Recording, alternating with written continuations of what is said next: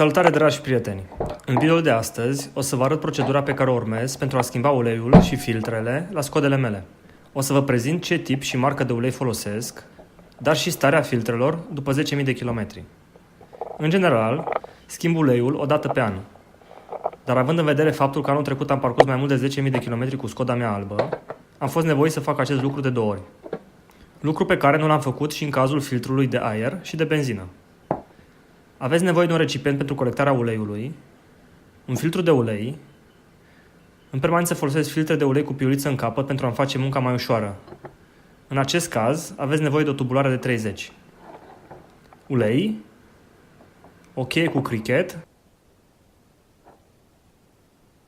și o tubulară de 19 pentru a desface bușonul de la baia de ulei.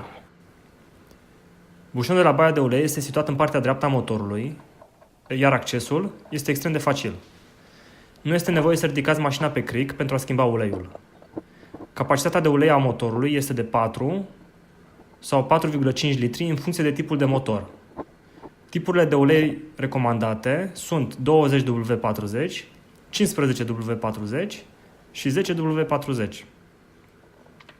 Vă recomand să schimbați uleiul la maxim 5.000 de kilometri sau o dată pe an, în funcție de ce condiție este îndeplinită prima. Următorul pas este schimbarea filtrului de ulei. La motoarele Skoda de tip vechi, gen 1000 MB, S100 sau 105-120, fabricate până în 1981, filtrul de ulei este diferit, de tip cartuș. După o slăbire a filtrului de ulei, pun niște cârpe în scut pentru a nu face mizerie, după care desfac filtrul la mână.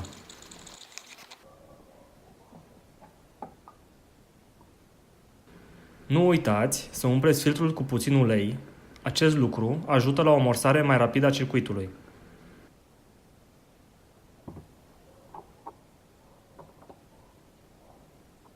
Și să gresați garnitura de cauciuc înainte de montare.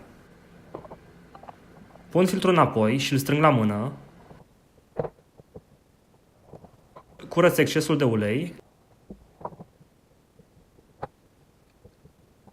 după care strâng filtrul.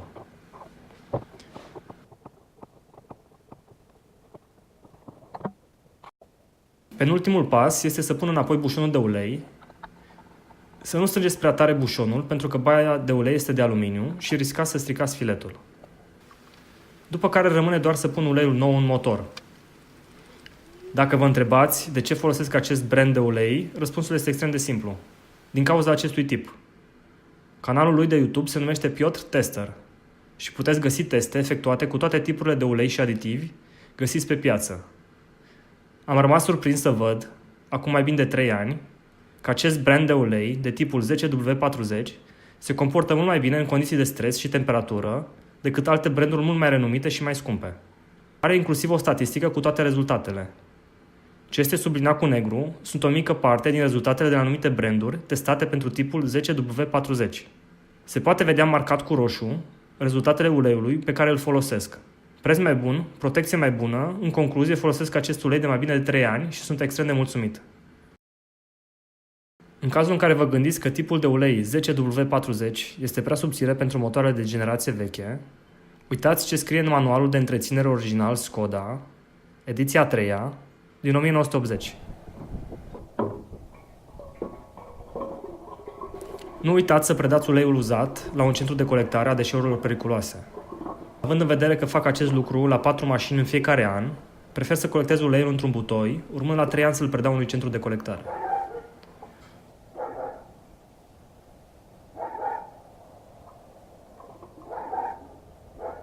Următorul pas este schimbarea filtrului de benzină. Cam așa arată un filtru de benzină după mai bine de 10.000 de kilometri.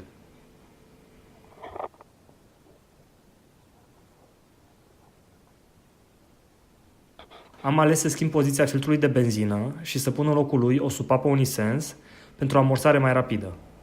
Pe filtru se poate găsi o săgeată care indică sensul corect de montare.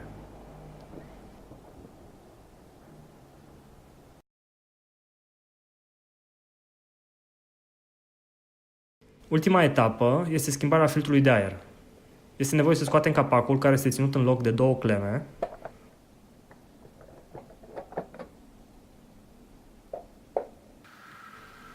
Se desface piulița de tip fluture. Scoatem suportul de fixare, urmat de filtrul de aer.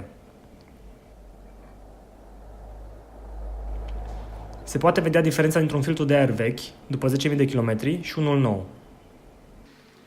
Mai rămâne doar să montez filtrul de aer nou și să o iau de la capăt cu scoda mea verde. Vă mulțumesc pentru vizionare!